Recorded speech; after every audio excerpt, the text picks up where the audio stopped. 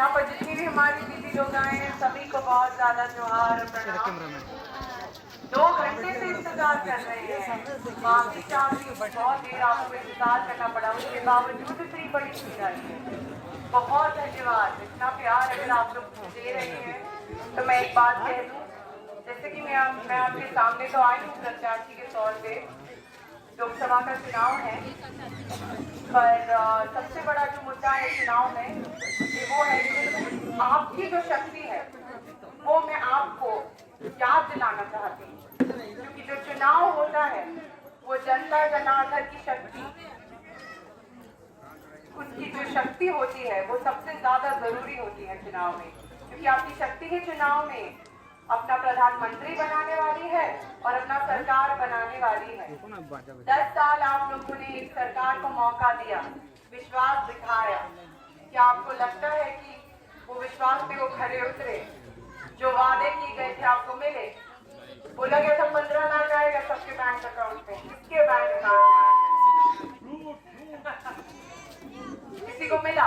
और बात करते हैं चलिए ठीक है, आपको गरीबी हटाने की बात की, वो भी नहीं किया, कोई बात नहीं। बोलते हैं कि महिलाओं को हम बहुत मान सम्मान देंगे, पर देखिए क्या हुआ मणिपुर में, एक आदिवासी महिला के साथ क्या हुआ मणिपुर में? किसी ने एक आवाज भी नहीं उठाई, किसी ने आवाज नहीं उठाई, उसको दबाने की कोशिश की।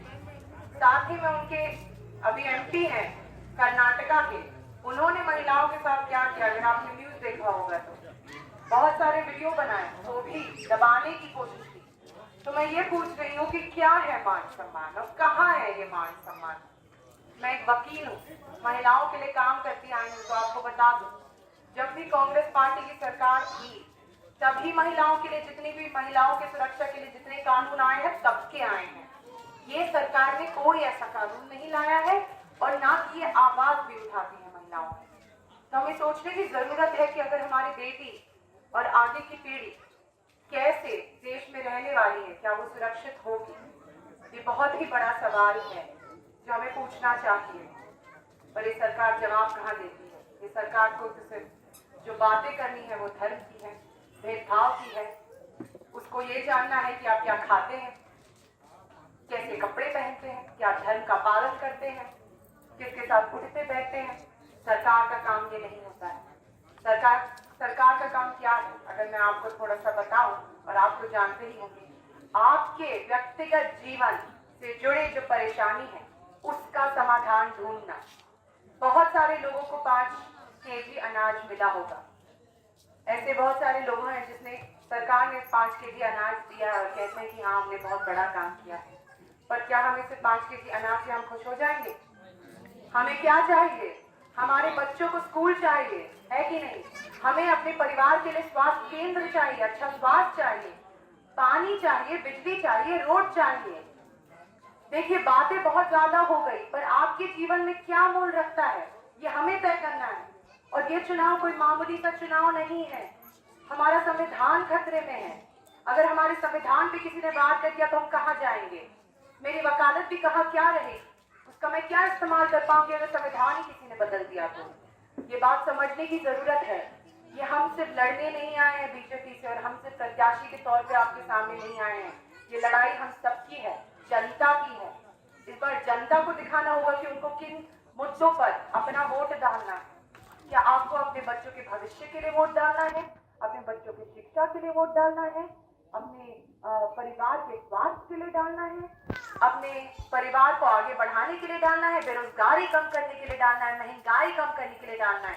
आपको बताया जो सबसे बड़ा मुद्दा आज के जमाने में है, ऐसे बहुत सारे युवा हैं, यहाँ भी मैंने देखे बहुत सारे युवा भाई लिख रहे हैं। सबसे ज्यादा बड़ा मुद्दा है, आप जाइए कॉलेज, डिग्री कॉलेज जाइए, आप जाके डिग्री ले लीजिए, आप उसके ऊपर से आप लोन लीजिए ताकि आप पढ़ पाए, उसके बाद भी आप बेरोजगार, उसके बाद भी नौकरी नहीं मिलता है, तो कहाँ जाएंगे? अपना पेट कैसे पालेंगे? अपना परिवार कैसे बढ़ाएंगे? शादी कैसे करेंगे? बच्चे को कैसे संभालेंगे? इन मुद्दों के बारे में कोई बात ही नहीं करना चाहता है। तो मैं यही कहूंगी कि अगर कोई बोल भी नहीं रहा है, पर हमें मतदान की जो शक्ति हमें दी गई है, हमें उसका इस्तेमाल करना होगा।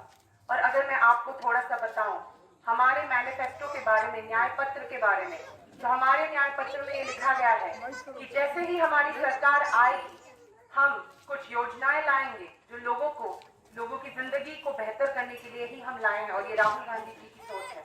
अगर आपको बताएं तो महालक्ष्मी योजना, एक महिला गरीब परिवार की, उसको मिलेगा 1 लाख रुपए सालाना, यानी 8,500 रुपए महीने का उसके खाते में जाएगा। 8,500 रुपए महीने का खाते में, और एक महिला को मिलेगा एक गरीब परिवार से। ऐसी बहुत सारी महिलाएं हैं जिनको बहुत फायदा होगा इस योजना से। साथ ही में महिलाओं के लिए 50% आरक्षण सरकारी नौकरी में। मैं चाहती हूं कि हमारी बेटियां और बहनें आगे सरकारी अफसर बने, और हमें अपने आरक्षण क्यों लाने की जरूरत है? जब हमारी आबादी आधी है तो हमारी हिस्सेदारी भी उतनी होनी चाहिए कि नहीं? तो ये सब बातें सोचने की जरूरत है। मैं आपके सामने वोट मांगने तो आई हूँ, पर मैं एक बहन और बेटी के तौर पे आई हूँ। आपके साथ मिलकर काम करना चाहती हूँ, और रांची का जो नक्शा है और हमारी जो जिंदगी है रांची में, उसको कैसे बेहतर करें, उस पर प्रयास करना चाहती हूँ। मैं आपको चाहती हूँ कि न्याय पत्र आप तक पहुंचे, आप लोग पढ़िए। ऐसे बहुत सारी योजनाएं हैं जो उसमें आएंगी। मैं आपको एक और बता देती हूँ, सरकार आपको 25 लाख रुपए तक का मुफ्त हेल्थ इंश्योरेंस देगी, ताकि आप अपना जांच करा सके, ट्रीटमेंट करा सके, 25 लाख रुपए तक का। साथ ही में जो भी मजदूरी करते हैं, अगर यहाँ पे कोई लोग हैं जो मजदूरी करते हैं, तो उनके लिए भी सरकार 400 रुपए देने वाली है। पर यहाँ पे मैं जितनी भी माताएं और बहनों को देख रही हूँ, मैं एक ही विनती करूंगी कि नारी शक्ति बहुत ही ज्यादा, नारी शक्ति जो होती है वो बहुत ताकतवर होती है। तो अगर आपने इस बार ठान लिया और ऐसा मतदान दिया, क्योंकि पिछले बार मैं अगर बताऊं तो मतदान हमारा नहीं हुआ था, महिलाओं का बहुत कम हुआ था। मैं चाहती हूँ कि हमारी जितनी आबादी है हमें अपने हिस्से का हक मिले। इसीलिए ऐसा मतदान करना है कि 5 साल हम हक से अपने अधिकारों की लड़ाई और अपने अधिकारों का मांग कर पाए।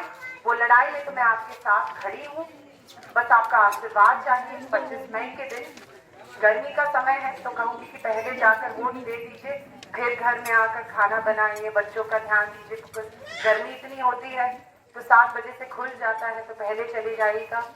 और बस आशीर्वाद और प्यार दीजिए कि मैं वापस आ सकूं, आपकी सेवा में और कुछ कर सकूं। बहुत धन्यवाद।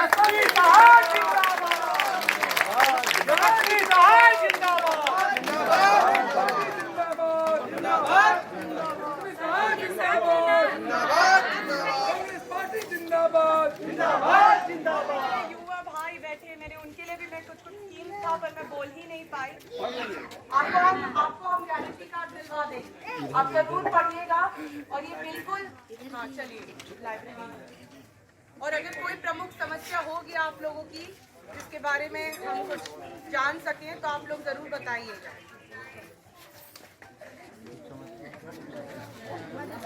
हेलो।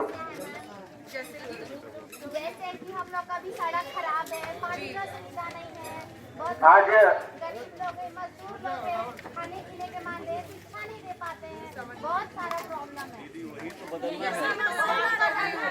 और 2 बार से आप आए तो हम जरूर चलिए आपने बात बदल देना है सरकार को। अच्छा बात बताइए, एक बार बोलिए। क्या बात है? 1 मिनट, हम उस दिन आए थे ना सबको पर्ची डालने के लिए, देने के लिए सबको घर आए थे ना, तो आप लोग पूछ रहे थे ना कि इनको मतलब वोट करना है, तो वही अपने हाथ के लिए अपने हाथ, ठीक ना।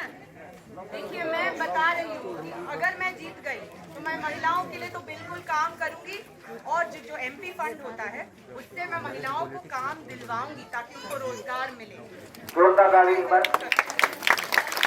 और बहुत बहुत धन्यवाद हमारे बीच उपस्थित हुए हैं कांग्रेस के प्रत्याशी सुश्री यशस्वी सहाय जी को। और यह आज आयोजन ग्राम विकास समिति मधुकम के तत्वाधान में कांग्रेस में यशस्वी सहाय को विजय बनाने के लिए आयोजन किया गया है।